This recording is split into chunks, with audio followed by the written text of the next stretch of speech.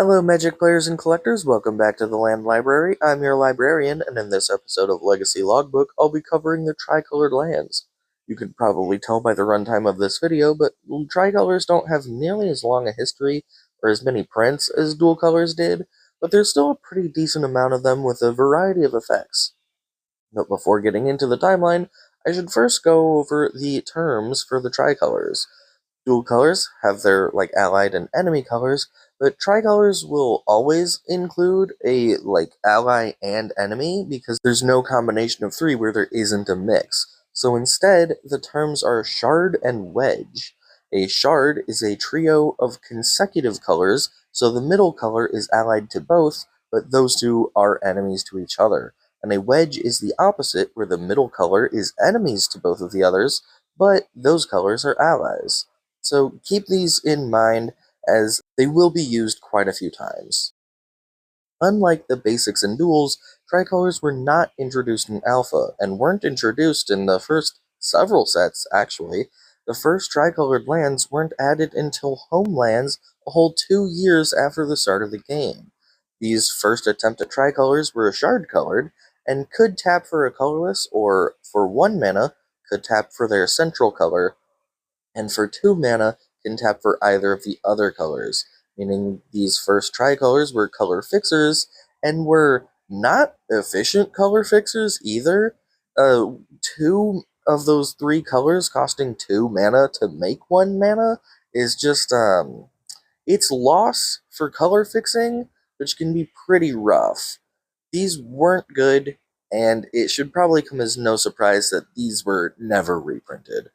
And if you thought the 2-year wait for the first tricolors was long, that was short compared to the wait for the next tricolors, because it took another 5 years after Homelands for Invasion to add the next tricolored lands. These are shard-colored lands that come in tapped and tap for their central color, or in tap and sack to create both of the outer colors. These are still pretty rough and not very good, but they're at least a little better than the Homeland ones. And the very next set, Planeshift, introduced more with the layers. These shard-colored lands all come in untapped, but you must return a non-layer land to your hand when you play them, otherwise they sacrifice themselves. And they just make all 3 of their colors, only one at a time though. But that was it for an even longer gap, because it wasn't another 7 years until Morningtide introduced a single tricolor, Murmuring Bosk. This odd land was the only tricolor in the set, and has the forest subtype, giving it all of the added benefits of a basic subtype, and the inherent ability to tap for a green mana. And it has a separate ability to tap for a white or black, which is what makes it a tricolor. But these other colors do come at the cost of 1 life. In addition, it's a reveal land, coming in tapped unless you reveal a Treefolk card from your hand. And this never did get a full cycle, it just was printed as a standalone tricolor. However, just 3 sets later, Shards of Alara introduces 2 new cycles of tricolors, the Panoramas and the Pure Taplands, both in shard colors. The Pure Taplands are of course just tricolors that come in tapped and have no other abilities or attributes, but the Panoramas are a little bit more interesting. They're not technically tricolored, but they're fetch lands that can search out any of their 3 corresponding basic lands and put them in play for 1 mana and of course a tap and sack. Otherwise, they can just tap for 1 colorless. These cycles of lands are actually what gave the color combos the name Shards, because they're from Shards of Alara. But not only that, the planar shards represented on the panoramas gave names to the specific color combos, just like the Ravnica guilds gave names to the dual color combos. And these do see some reprints, but we won't see a new tricolor all the way up until Conspiracy a whole 6 years later, with the addition of Paliano the High City. This land doesn't actually have a specific color combo, but instead has you and your opponents choose 3 total colors when it's drafted, and those are its colors for that game. However, this means that after the draft, or in all constructed formats, this card is colorless and doesn't produce mana anymore. It's just a vanilla land, which is kind of weird, and almost feels like it shouldn't be on this list, but it is still a tricolor.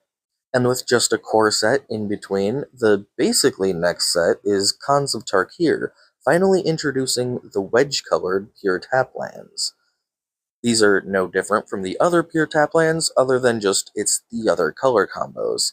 And although these don't have the clan names in their names, the Tarkir clans are used as the names for the wedge colors.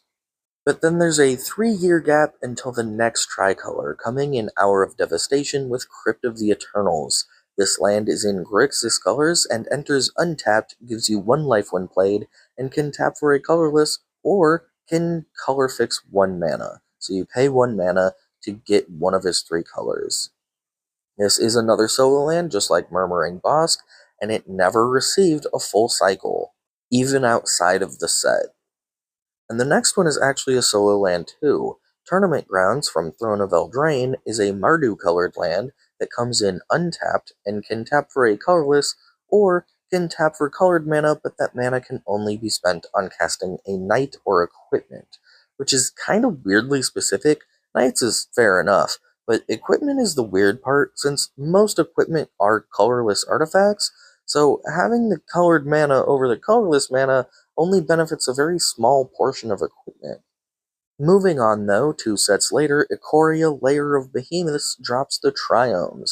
These are wedge-colored and come in tapped, can tap for any of their 3 colors, and have cycling 3, but they also have basic land types, which of course comes with plenty of benefits, such as being more searchable, more interactable, and affecting domain. These are easily the best tricolors. Their only real downside is coming in tapped, but that's not really the biggest of drawbacks, and while not related to game mechanics, these have some of the best borderless arts of any land, in my opinion. They look amazing.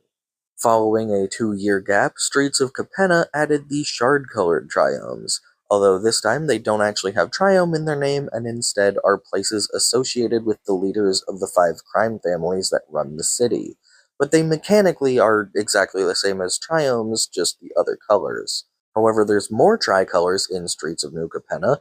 This set also introduces some fetch lands that immediately sacrifice themselves upon entering the battlefield to search out a basic of their corresponding colors and put it on the battlefield tapped and give you 1 life when they do so. And with another 2-year gap in between, we get another set of fetch lands, but this time all 10 color combos in Modern Horizons 3. These are the landscapes and can all tap for a colorless, or tap and sack to search out for their corresponding basics, just like the original panoramas. But in addition, they have cycling for 1 mana of each of their 3 colors, which is honestly like one of the worst cycling costs ever printed, so these aren't really used much. You're better off with panoramas, other than these have the other colors too. And that's it. Modern Horizons 3 released last year, and we're currently in the next couple year gap waiting for the next tricolors. So that is the end of the timeline. But that's not the end of the video, because there is still some trivia to go over, starting off with Gemstone Mine. Although this is not technically a tricolor because it can produce all colors, it can only be tapped 3 times per game without the use of something like Proliferate to give it more counters, which means that on its own, it maxes out at potentially 3 colors, which is not really a tricolor, but it's worth an honorable mention. An interesting thing about the original Planeshift layers were they were printed before 8th edition, which means they did not have the layer subtype at the time, and instead had a specific ability saying they were a layer in addition to their other types, which is effectively the first lands to have subtypes. But they aren't officially first, because they weren't printed again with their updated errata to give them the layer subtype until Dominaria Remastered, which was way after a lot of other lands got subtypes, such as Desert. And also, Desert was printed before the layers, so questionable how you want to look at it, but effectively these were first. Murmuring Bosk has a very unique look to its card, since it's the only ever multicolored land with a single basic land type. So it has the green boxes from being a forest, but gold outlines from being multicolor, and I figured this was probably better for trivia than the main timeline since it's purely cosmetic, but it is a really neat little quirk of that combination of things. Pit of Offerings, similarly to Gemstone Mine, is not inherently a tricolor, but since it has a 3 on it, I thought I'd mention it. In this case, it exiles 3 cards and can make mana of the colors of those 3 exiled cards, so it should be able to make 3 colors, although technically it can make anything from 0 to 5 colors, because if it exiles 3 colorless cards, it'll make 0 colors, or if it exiles multicolored cards, it can get all the way up to 5. But I still thought it was worth mentioning since it has the 3.